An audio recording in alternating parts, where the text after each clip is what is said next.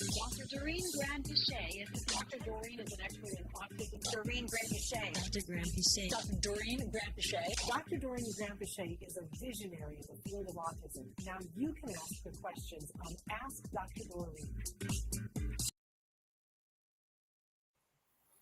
Oh my goodness. Good morning and welcome to Ask Dr. Doreen. Good morning, Dr. Grand-Pichet. Good morning, Shannon, and good morning, everyone. Thanks for joining us on the new place today. Yeah, it looks different, you guys, but and actually it may look like pandemic years because we are doing this remote. But as you know, if you've been watching this month, it's because we're moving the studio. In fact, it's moving right now, and so we are in locations undisclosed to make sure that we can still do this. And I thank you, Dr. Grand-Pichet, for allowing this to happen. And of course, Chris Desmond, who's the wizard who makes it all happen.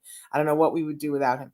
But we're thrilled. This is our last live show during the month of April 2025. But we have one more show tomorrow where it's a pre-taped interview that we did earlier this month with Dr. Temple Grandin. So, and you'll be interested to know, Dr. Grand-Pichet, that I always say to Dr. Grandin, what's the number one thing that you're seeing out there? And it's exactly what you said to me is the number one thing out there, which is people not getting good access to diagnoses. So in a timely manner, that we have 3-year-olds that are, not getting diagnosed, and she's all hepped up about it, and you guys will have to tune in tomorrow to hear what her response is. But hey, we're saying good morning to Writing with Mike. We're saying good morning to Michelle. Eli is watching. Eli, we're so happy to see you. I've been watching your videos. He is the cutest thing ever. So thrilled that you guys are here with us this morning live on this almost last day of April. Can you believe how fast this year has gone by, Dr. Grand-Pichet? It's scary, Shannon. Honestly, it's amazing. It's flying by. But we're here with Dr. Grand-Pichet today, and she's going to be, hi, Rosie. She's going to be answering your questions in real time. Our overreaching topic today is sleep, but obviously we'll answer questions about anything that you guys want to talk about, but sleep's a big issue, and you're such a wonderful resource for that, Dr. Grand-Pichet. I also want to give the disclaimer that we love it when you guys write in. Chris is, we're all monitoring everything right now. We're live right now on Facebook, YouTube, Twitter, all those places. Chris is going to show you some of the other places that you can be watching us. We love it when you write in and tell us what the closest major city is. Tell us what's going on with you, but we do have to give the disclaimer that there is no expert in any field, most especially this one, who could give individually specific advice in this format. It wouldn't be fair to the individual we're talking about or to, and it certainly wouldn't be fair to the expert to put that expectation on them. Having said that, Dr. Grand-Pichet is just brilliant at being able to help us to see things in a light that can help us to go back to the experts that have eyes on the situation and help us to move to better days, which I think is what it's all about, right? Yeah. So I thank you, Dr. Grand-Pichet, for being here. Anything you want to say before I launch into some of our first questions? No, please go ahead. We always digress anyway. I know. I don't know how to not do that. Okay. So one of the questions that and by the way, you guys write in right now. We're taking questions right now, but I do have some questions that came in earlier this week. What is the best supplement to give a teenager to help them sleep? That's a great question to start with because there is no one best supplement. So, sleep is, as you know, Shannon, to me, one of the most important things. Like I don't know if there's anything as important as getting enough sleep, getting enough high quality sleep. And it becomes more important even with our kids because we double up on them during the day, right? So we're giving them so much more to learn. And so their brains need to be well rested. And it's not just even about their brain being well rested. I always say this, which is important.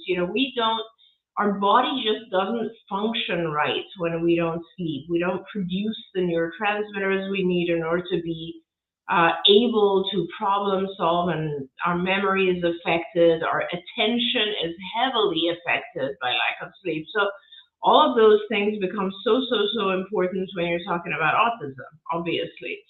So what is the best supplement? It's very hard to answer that because there are different reasons that people don't sleep. First of all, there's different types of sleep disorder too. So there are people who don't fall asleep, people who are waking up in the middle of the night and can't go back to sleep, and then people who just have very light sleep and never actually get into deep sleep. So all of those are different things. And the interesting thing is that if you take certain supplements, it might on the surface make you think that you are actually falling asleep faster. For example, melatonin.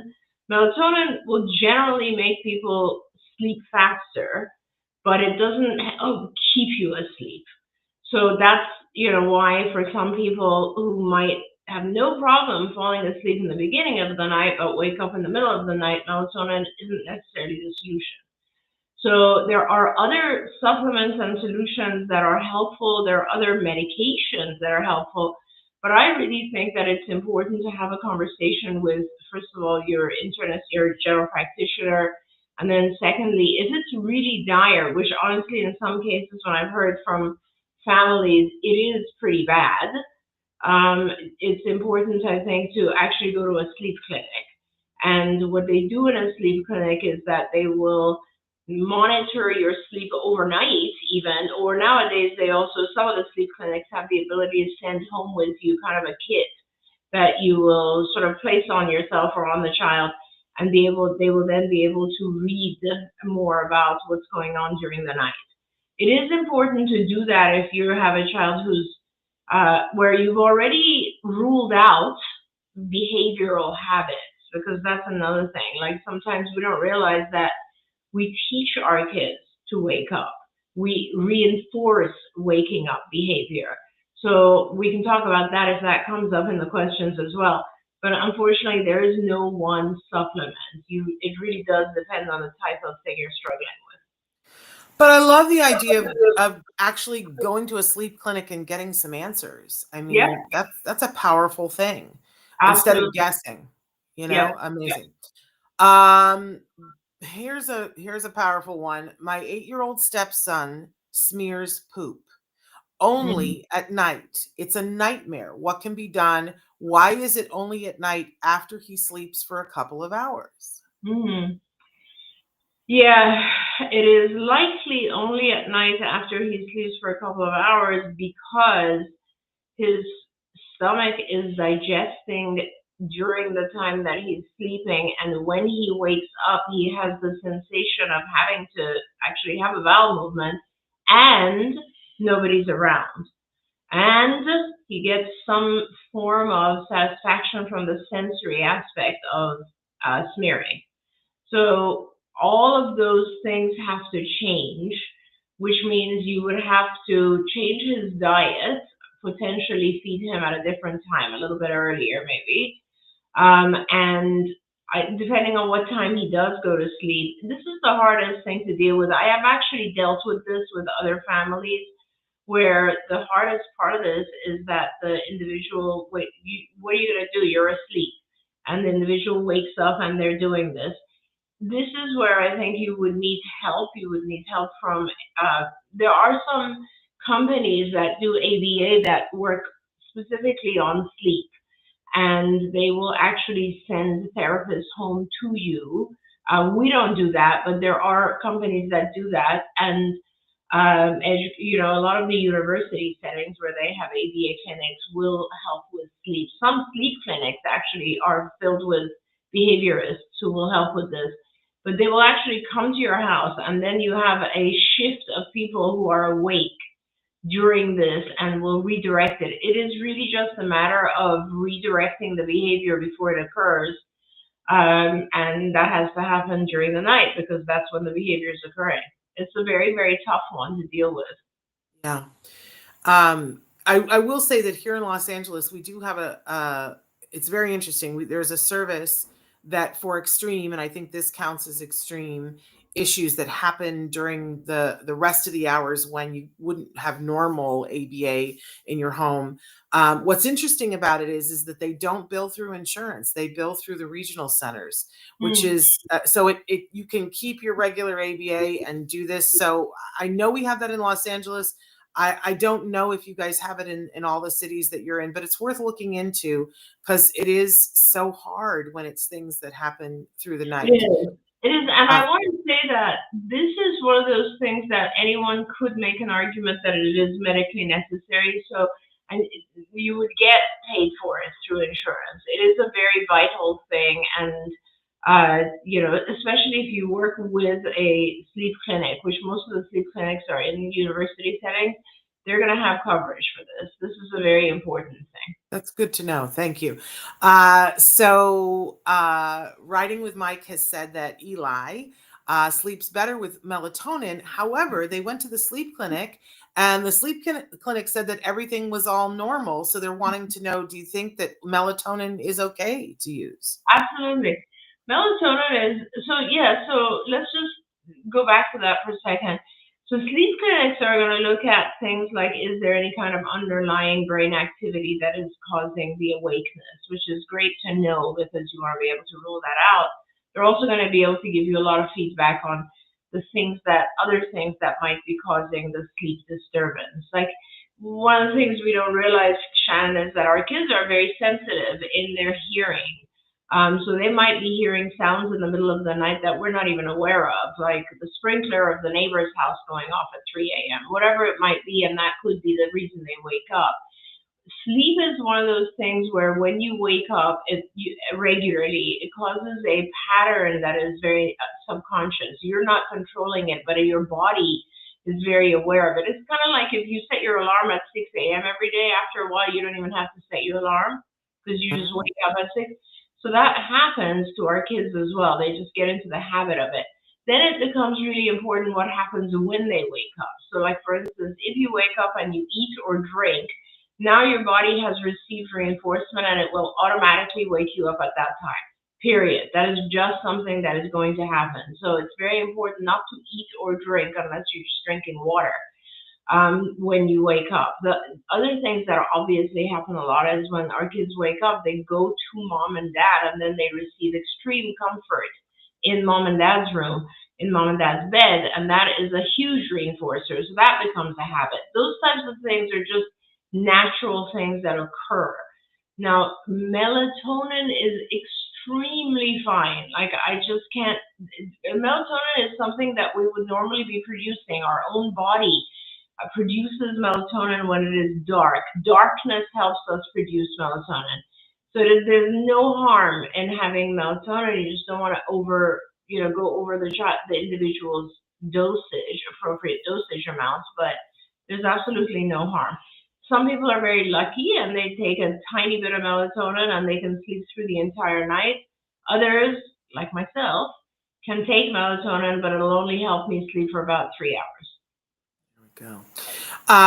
Andrea's written in and said, good morning, ladies. What are your thoughts, opinions on homeschooling my 5-year-old? He still stays away from peers and won't engage. She's considering homeschooling so that she can work on it herself because she knows that the teachers won't do that. And she's considering doing a co-op, which we have a lot of those where a bunch of parents are doing homeschooling, and so then their kids get together to socialize during set times. Yep.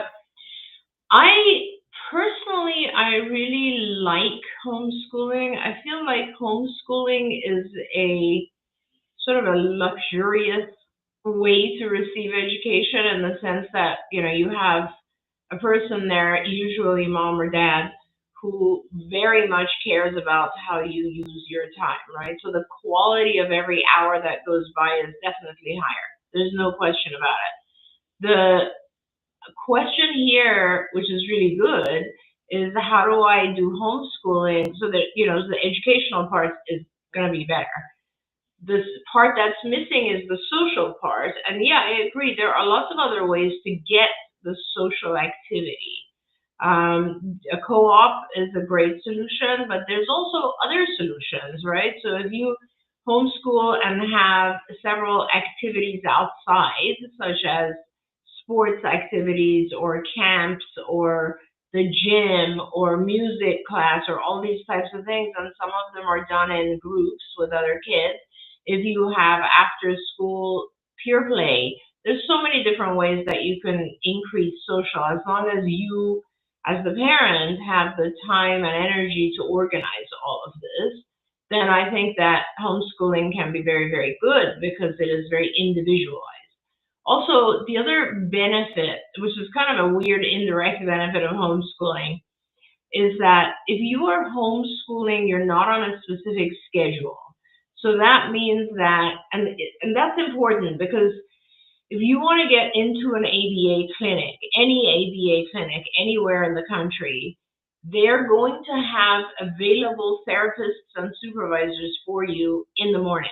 Like every clinic will have this because kids go to school in the morning. So ABA clinics are kind of much less populated in the morning, right? So they have available staff to serve you in the morning.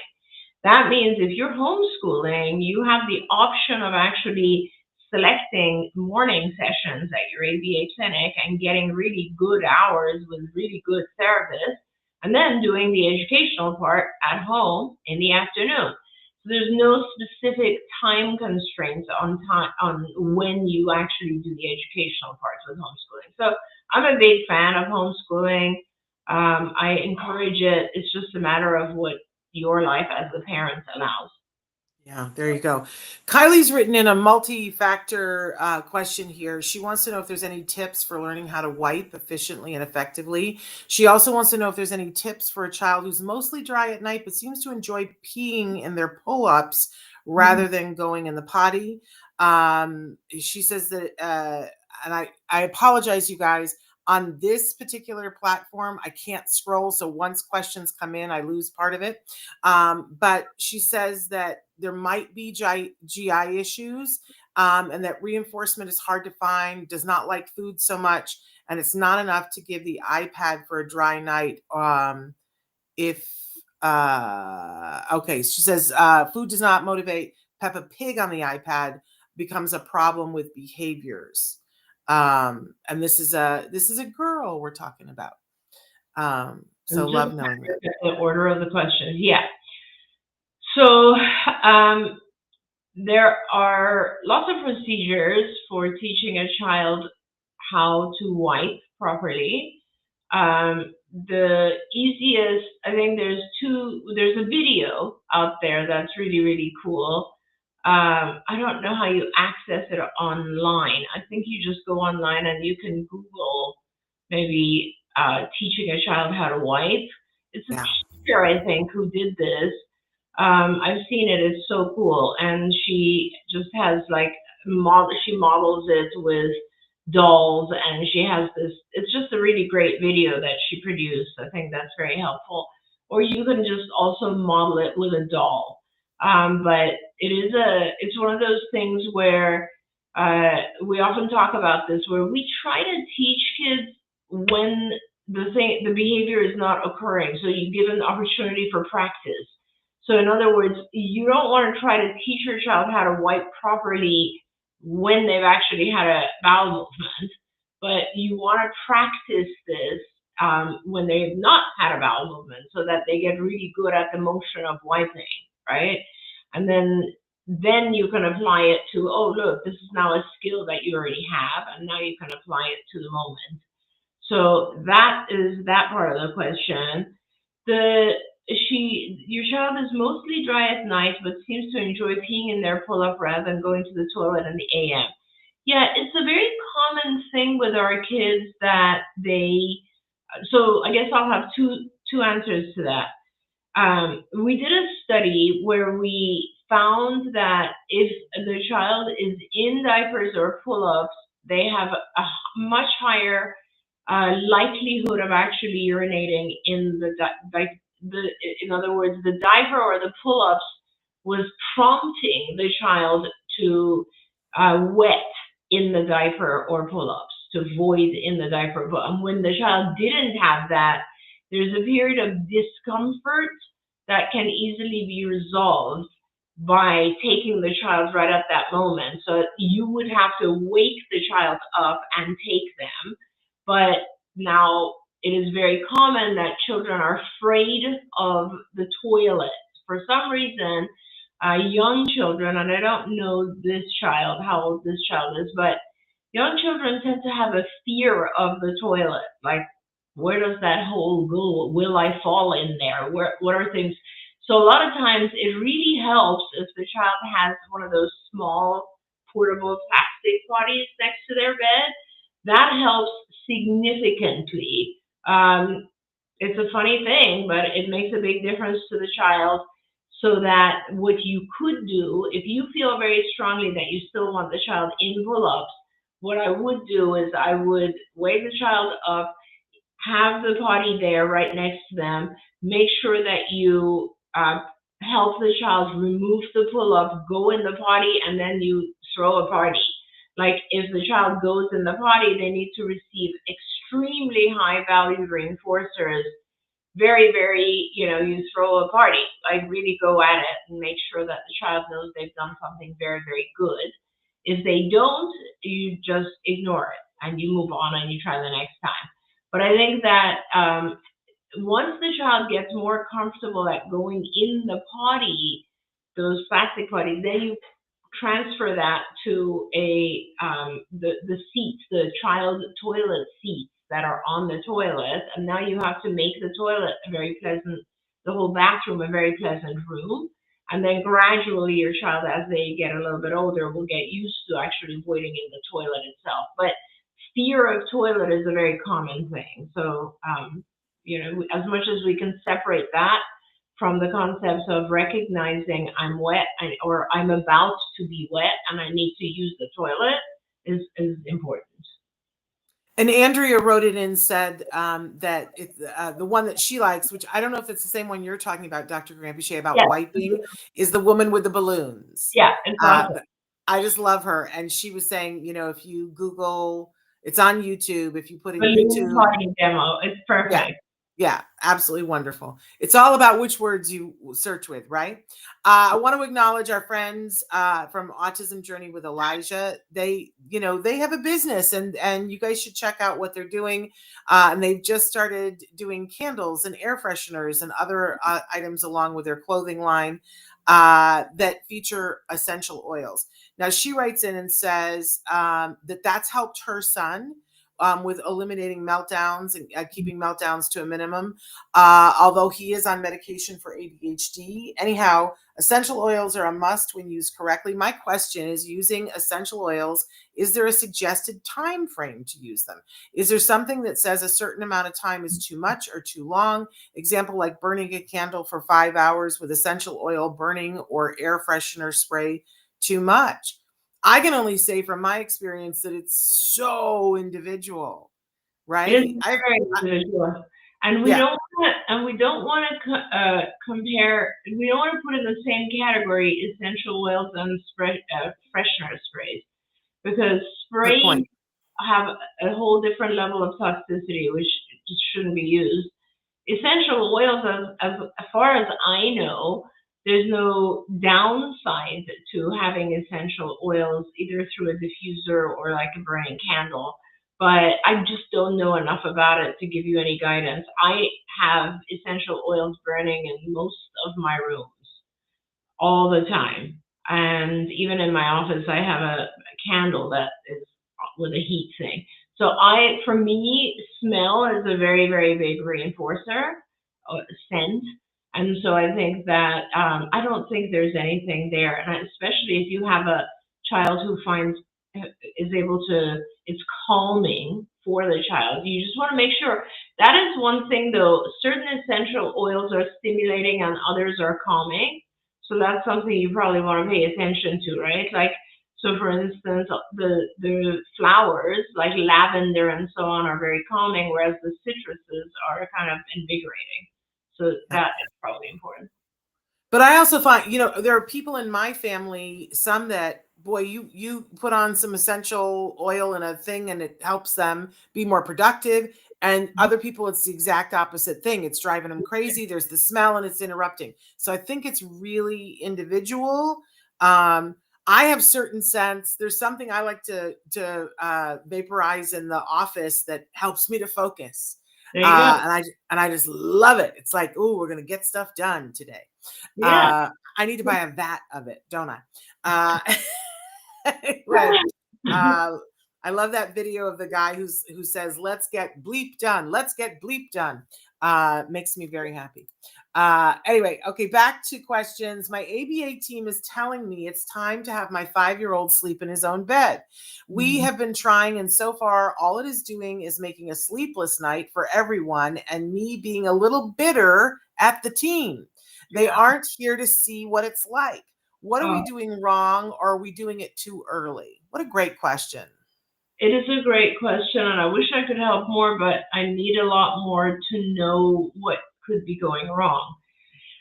It's a tough thing. I always tell parents that you just have to remind yourself that if you don't do it now, you're just delaying the inevitable. And the later you do it, actually, the harder it is. So it is not too early, I can tell you that. There's not a case where I have thought, oh, we should delay this, ever. Because the older the child gets, the more of a habit this becomes, and the harder it is to break the habit. So, the whole process is pretty difficult because this is a very highly reinforcing thing that you are taking away from the child. And it's hard to replace it right away. Because what you're doing is you're saying, I'm taking away this whole comfort thing that you have with us, but you will get a token that you can trade in for something else. So you're giving a lower value reinforcer. So it's a very hard thing. And yes, it is happening in the middle of the night. And yes, you're exhausted. And so when we're exhausted, we just want to give in and say, why am I doing this? The reason you're doing this is that you don't want to be in the same situation when your child's 18. I want to remind you of this. The sooner you do it, the better it is. So absolutely, it's a great thing that your ABA team is telling you to do this. But your VCBA, your behavior analyst, needs to sit with you and step-by-step analyze why it's not working. It isn't something that works over one night. It does take a few repetitions. It could even, depending on how strict you are about it, if you just immediately cut it off, right, then it'll be faster, but it will still take a week. If you decide to do it much slower and you shape your way out of this, you do a gradual transition, it could take up to 2-3 weeks. So you'll need help. You can't do this alone. You'll need someone who can trade off with you. It's almost like when you first have a newborn and you bring in a mom or a friend or someone and you're like, help me. So give me sleep every third night because I can't get through this. That's essentially what you have to do until your child learns. It's very, very tough. It is, but it will work. And I agree with you. It's better to do it sooner as opposed to later. So somebody has written in and said that the potty issue is about her daughter. I don't know whether she's just relating to the other one, but she says her daughter is 8. She knows how to go in the toilet, but she's super lazy. She's lazy in most things, and reinforcement is very difficult. She says, I've taken away the pull up, and she will pee and just roll over. Yeah. So for her, let's talk about two things real quick here. One is they still manufacture these really cool, they're like bed sheets. They're not sheets. It's something you put under the sheet, right? Under the bottom sheet. It's like a mat. It looks like a heating pad, but it's larger. And what it does is if it gets wet, a buzzer goes off. So the automatic thing is that it won't let you sleep if you wet it. It will force you to actually get up and go to the bathroom. It will force you to get up, and then someone has to turn off the buzzer. So it is one of those things that became so incredibly effective so fast that it is still manufactured to this day. So it sounds like she might benefit from something like that. But let's address the whole issue of lazy. I guess and I don't know, she might be slower to respond to things, and that might be a supplement or chemical thing that you might want to, like, make sure that she's healthy, so that it's not an issue of like anemia, not having enough iron, and you just don't have the energy to get up and do anything. So let's just make sure that her chemicals or her biochemistry is good, normal. So that's one. The second thing is, because the other mom, I think, also had, Kylie had also talked about it's really hard to reinforce. I gotta tell you, if you don't have powerful reinforcers, it's just nothing works, right? So the whole concept of behavior change depends on having reinforcers that are important, that are effective. And the way to make reinforcers more powerful is to deprive the individual of them throughout other parts of the day. So in other words, if your child has a favorite toy, I think Kylie had said something like Peppa the Pig. Peppa Pig, yeah. Yeah, you deprive them of that throughout the rest of the day, and they can only have it when whatever important behavior occurs. And don't be afraid of taking it away when the period is over. Like, that's a very, very important thing. If you want to take control, okay, let me back up. If you want to use ABA, if you want to use behavioral interventions, the whole concept of behavioral intervention has to do with modifying antecedents and consequences in order to change behavior. How do you modify antecedents? You become very, very clear with your instructions. You modify the environment, like we gave the example of putting a plastic potty right next to the bed, or you make it easier. How you prompt, you put signals on the wall, you signs on the wall, you make things in the environment. Antecedent modification is usually environmental things, right? You make it just as easy as possible for the individual to succeed. How do you modify consequences? You reinforce or you withhold reinforcer. Reinforcers are is the basis of changing behavior. Now, we have to identify reinforcers. For each individual, these are going to be different. Something that's reinforcing for me is not going to be reinforcing for Shannon. We have different things that are rewarding. If someone has too many of everything all day long, they satiate. They get tired of everything and they don't act like anything matters. So you have to identify things that the individual wants, and you have to control them. That's the important part of this. That means that you give access and you take away access. If you can't control the reinforcers, you can't control the ABA. It's just that simple. You can't control the behavior change. You have to be able to give and take reinforcers. And everyone has reinforcers. That's just the human thing. It's not possible for a child not to have reinforcers. Sometimes children will enjoy controlling the situation more than getting a reinforcer from you. So it looks like they don't care, but they actually do care. You have to start by making a list of all the things that are important to the child, making sure the child does not have access to them at other times of the day. This includes food, by the way. If your child eats too much all day long, they're not going to care when you want to give them candy. They will care if they're not eating candy the rest of the day. So that is the biggest part of this. When your child does the behavior that you have now set up and have prompted and have modeled and have clearly asked for, you need to be able to follow it with a huge amount of reward and reinforcer. Otherwise, why would the child do it? It's really that simple. So that's the basis of this.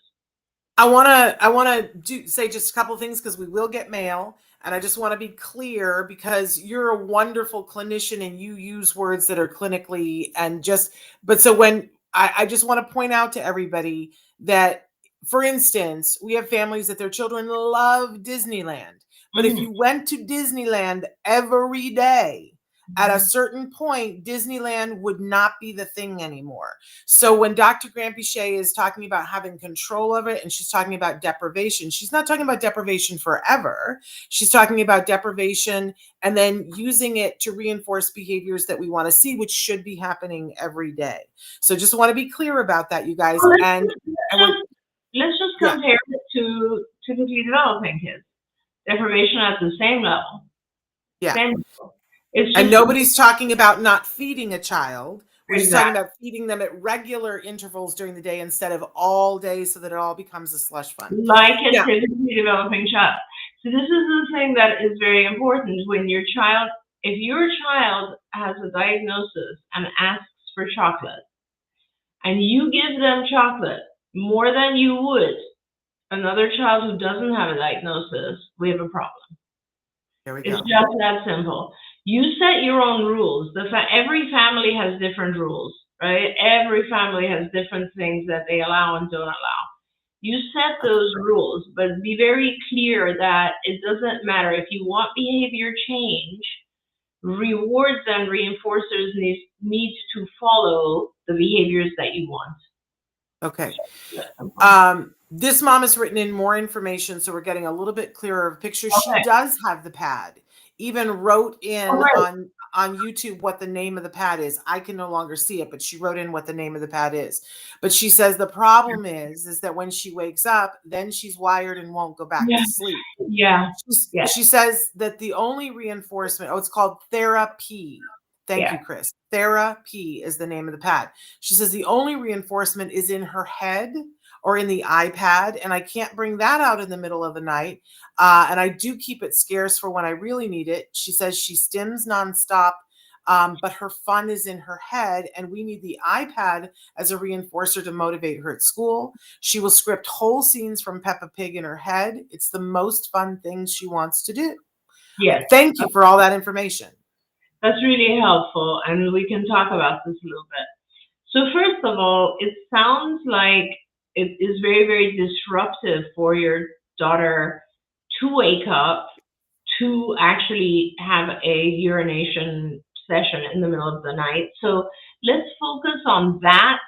Let's not focus on what do we do if she urinates in the night. Let's focus on how do we get her to not urinate during the night, which basically starts with let's not give her any liquids after 6 p.m. Let's just start there.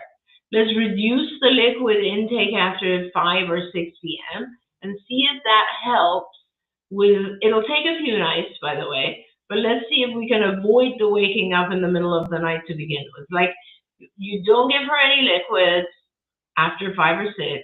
You take her right before she sleeps, and then you take her again as soon as she wakes up, or you wake her up early.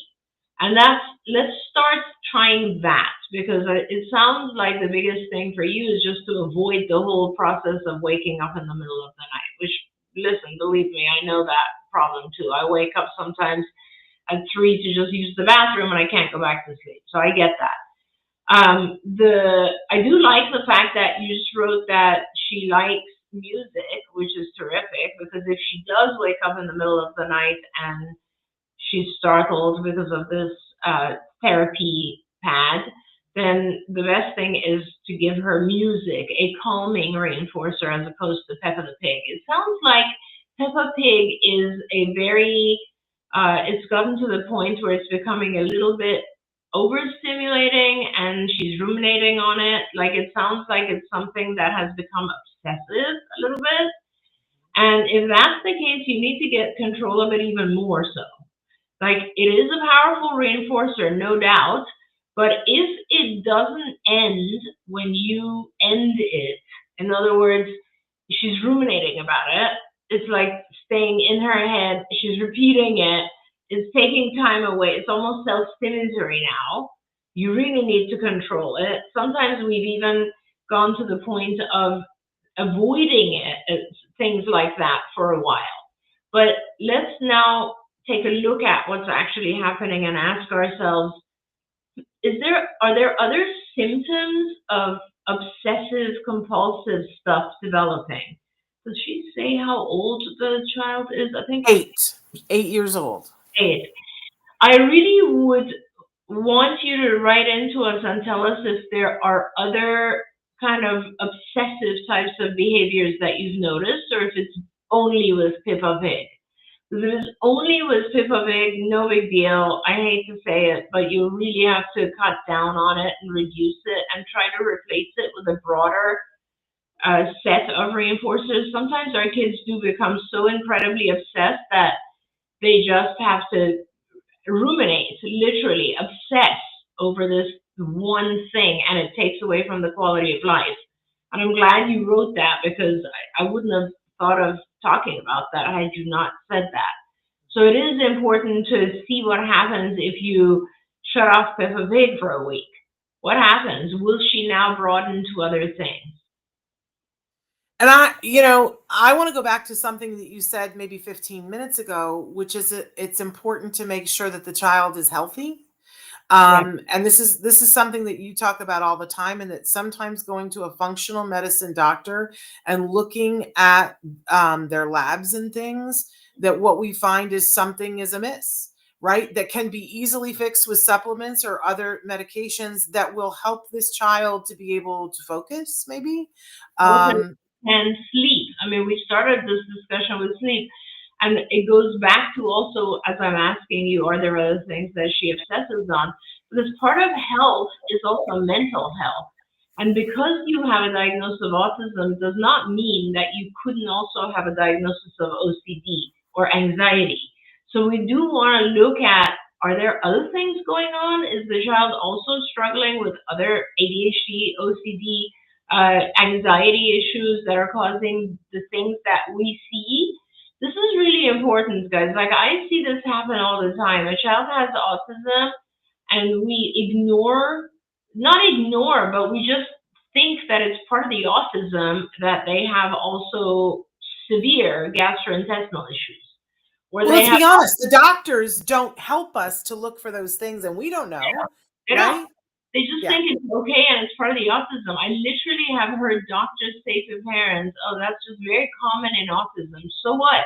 Yes, there are high correlations of things like GI disorders with kids with autism, but that doesn't mean you don't treat the GI disorder or the sleep dysfunction or the anxiety or the OCD or whatever it might be, chemical imbalance.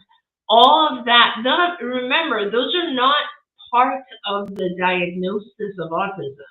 It's really important to treat those other things. It's like saying, would you not treat those things with any other child? That's what's very, very important.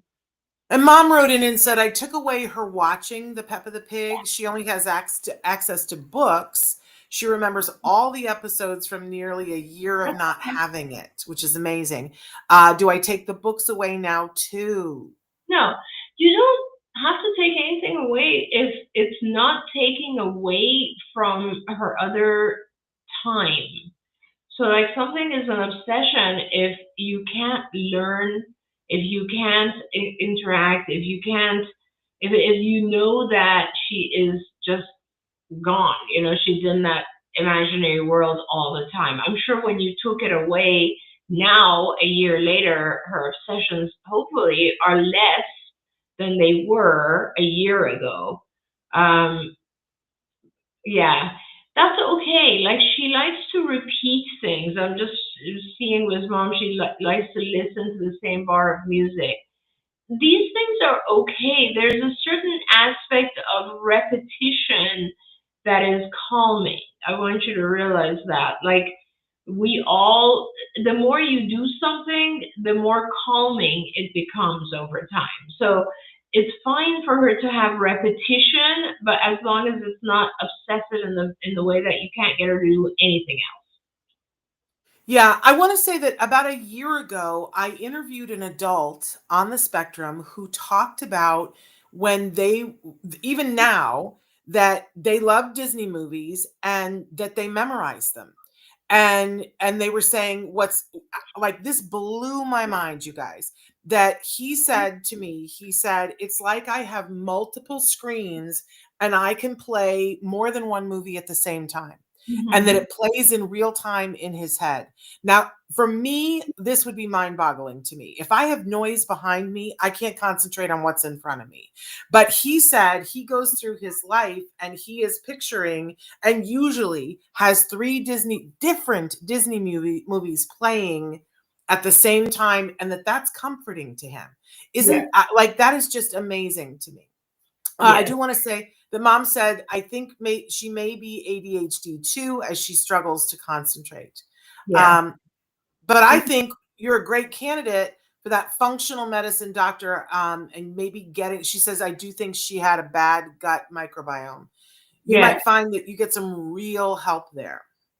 You should get that checked out. It's not something you have to think about or guess at. You should get it checked out. It is very, very easy nowadays to get these types of things checked out because you basically have the option of food sensitivity tests that are at home. And all you have to do is collect some stool and mail it in. And then you will actually be able to see if there's problems with the gut microbiome, which is so important in so many ways. It's not just about discomfort, it is about the fact that your immune system is mostly in your gut and that you really, really do need to see those types of things and make sure that there's health overall. Okay. I want to get to a question because I don't want to, this is an important one. My Yeah. child has eloped twice at night. Thank Hmm. God he was found and okay, but I'm now a complete nervous wreck. I can't sleep. We have alarms on the doors, high locks.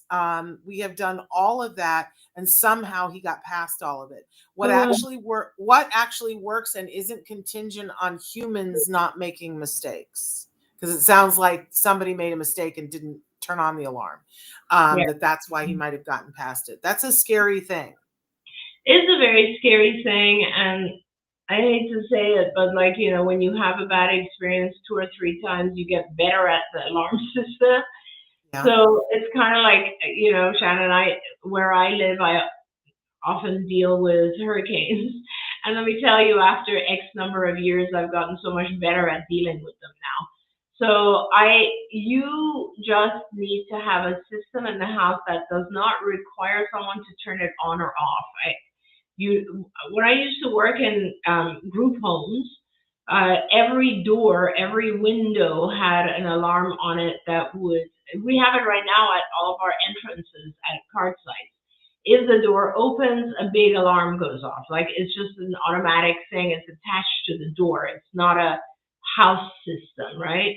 You just need to make sure that exists. You need to make sure the locks are safe. I'm so sorry that you experienced this. There's nothing more terrifying than your child eloping. You also should probably, nowadays, you can actually have trackers on bracelets, ID bracelets with a tracker. You should do all of that until this behavior is more under control. It is terrifying if you wake up and someone's gone. And some of those devices, they're not all the same, but some of them have a geofence Yeah. feature that you can use, which means if your child crests this, you put in this marker. Let's say at night you go to sleep and you have your yard and your house, or just your house. And if your child leaves that, it can set off an alarm on your device that tells you that the child has left that area. It's so, I mean, the elopement thing, I know that it paralyzes a lot of parents. But the thing, I don't remember, was you, Dr. Grandpichet, that said this or somebody else, but they said, imagine that your child can look at you and say, the first time you let your defenses down, I'm going to go. And if your child could say that to you, what would you do? And now just do that.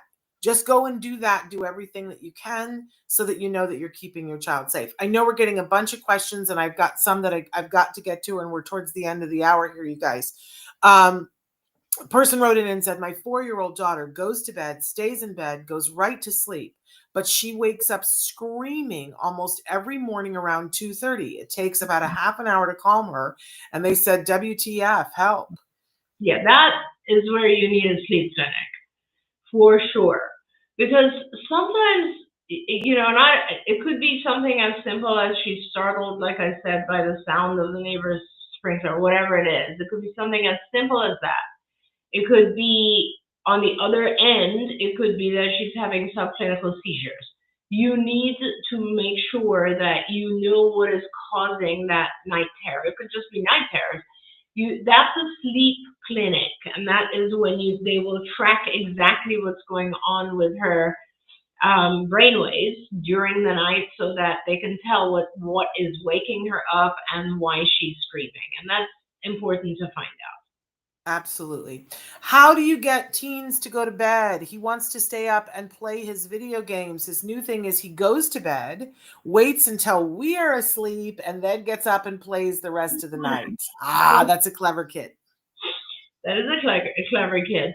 Yeah, so, this is not any different than any other child. It's just parenting, right? And setting rules and then adhering to the rules and making sure that if this is where the fairness thing comes in. When you set a rule for whether it's a 3-year-old or a teenager, it doesn't really matter. It's harder with a teenager because they've gotten away with it for so many years. But the rule has to be very clear. It has to be very fair. When we say fair, what does that mean? It means that if you do the thing that I'm asking you to do, if you adhere to the rule, there's something really beneficial in it for you. You are going to get something really meaningful out of adhering to my rule. Parents don't realize that. When we're talking about just typically developing teens, we set these harsh rules and there's no positive to it. We're so angry at the teen by this point that even if the teen is adhering to it, we never reward them. We just don't yell at them.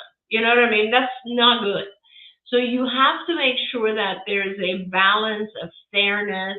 You have a positive, very, very positive set of reinforcers available if the person adheres to the rule. And that the rule is clear and the steps to adhering are easy.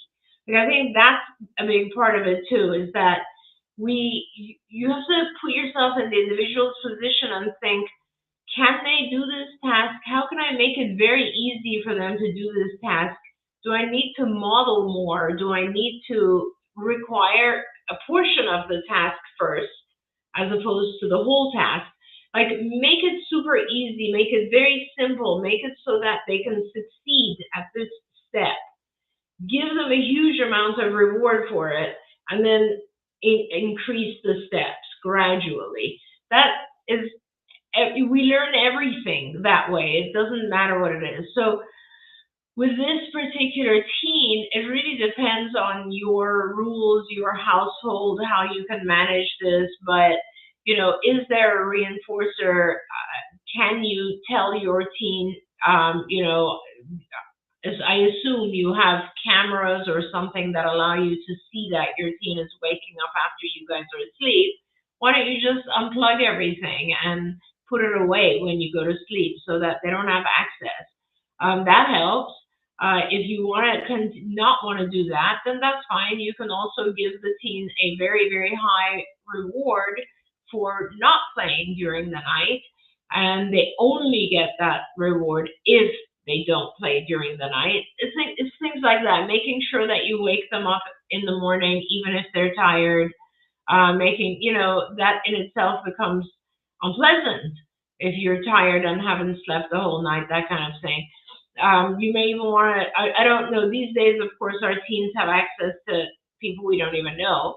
I don't know if you're doing that or if it's with friends that your teen is playing with. If that's the case, you might want to have a discussion with the parents of the other friends and say, hey guys, can we all make sure to shut things off at 10 o'clock? Whatever, those types of things. It is not easy. It's not, teens in general are just hard to deal with because they're, all of a sudden the reinforcers that you used to give them don't mean anything anymore. And you have to be aware of that because they get most of their reinforcers now from their peers. So that becomes very difficult. I just want to say, my son's an adult now, so, I'm out of those conversations. But when he was a teen and it was very difficult for me, we started a thing where I would make him turn off, whatever the device was, whether it was his computer or the console system at a certain time. And it was a nightmare. It was a nightmare. And somebody said to me, and I just was like, I don't see how this makes it any different, but it did, that there are parental controls on almost everything. There's parental controls on your cable. There's parental controls on your kids' computers, their iPads, whatever. And so I was able to go in, and it wasn't a secret. Jem sat there with me and we talked it through, and we had one discussion where he was very unhappy, but we set it with agreement so that it on the parental controls about when it would turn off. And so then it would just turn off, and it wasn't me turning it off, and he would become angry at the computer, not at me. And I have to say, as a parent, I enjoyed that much more. So, and I have a friend who hooked it up so that her Wi-Fi would turn off at a certain time. Now that meant she didn't have Wi-Fi too. And she said, that's fine. This is not going to be forever, but I need to make sure that when I'm sleeping, my kid is not talking to other people that I don't know in the middle of the night. Yeah. So there are controls. It's just finding where the parental controls are on whatever device that you're using and deciding how far you want to go. But there are ways to control this kind of stuff. So we're almost out of time. So I want to get to this question. Is it better to separate twins at night? I have twin 3-year-olds who are waking each other up. Yeah. It always is better if you have the capability, if you have the space, because they're going to have different sleep patterns, different habits. And yes, I always say that whether twins or not, it doesn't matter, sometimes just siblings, it's always easier if you have them in different rooms. There's no question about that. And I want to address, Daniel, one of the things that you wrote in was about making sure that you don't do unnecessary medical treatments. And I have to say, I kind of disagree with you on that. I think in today's insurance market, parents have to fight just to get tests done on their children with autism, because our current state of affairs with doctors is they kind of poo-poo. And as Dr. Granpeesheh said, don't, they'll put it all on the autism. I've experienced this as a parent myself, where they don't want to do a test that they would do for another kiddo, but they don't want to do it for autism because they're writing it off at autism. So I think the message to parents is really, get your doctors to pay attention, and let's make sure that your child gets the tests that are necessary that would be given to anybody else. Yeah. And it is so much better. Like, I'm not sure where you live, Daniel, but I deal with patients in other countries. And in other countries, the whole concept of having regular checkups is much less enforced than it is in the US, for example, just as an example. And what you capture in a regular checkup is incredible. And the fact that some countries and some people don't have access to anything like that is I can see the difference. So I see that, Danielle, I see that you are very much referring to Andy Wakefield and Andy Wakefield's research. And I'm not sure that they were doing colonoscopies on kids that did not have GI issues. When a child Andy Wakefield's research on measles is a whole different discussion, but I can just tell you that I do have a lot of patients currently and in the past who suffer with such severe GI issues that a colonoscopy is absolutely warranted. And that's not a decision made by me, you, or Andy Wakefield. It's a decision made by the patient's gastroenterologist. And they would make that decision not based on anything other than the GI condition of that child. So what I was trying to say earlier, which I don't want it to be misunderstood, is that regardless of the diagnosis of autism, If there's another diagnosis that is medical or mental, it needs to be dealt with. In That's other words, right. if your child has autism and Crohn's or autism and gastrointestinal inflammation, it needs to be dealt with. However, a GI doc feels it's appropriate to be dealt with. Same That's thing right. if your child has anxiety and autism. The anxiety has to be dealt with. However, a psychologist feels it is appropriate. Those are That's right. important things because autism tends to overshadow these comorbidities, and then our kids suffer. That's right. Thank you for that final word on that, Dr. Granpichet. We appreciate you so much being here. We've enjoyed these shows in April with you. We're going to have shows with you in May, so don't go away, you guys. I want to give the programming note to everybody that we do have one more special show for April tomorrow. It is an interview with Dr. Temple Grandin. It was pre-recorded, but boy, she says some stuff, you guys. So it's a really lovely interview. I hope that you guys, and we get to giggling, which is always fun. So I hope that you guys will tune in and watch that. We're officially moving today, and so we're going to start to. I'm so excited! It's moving day, and so excited that we'll be joining you. We're still going to continue doing shows, you guys, probably for at least a few, like another week at least, in this format. But while we put all the pieces together, but we can't wait to unveil our new studio in due time. So.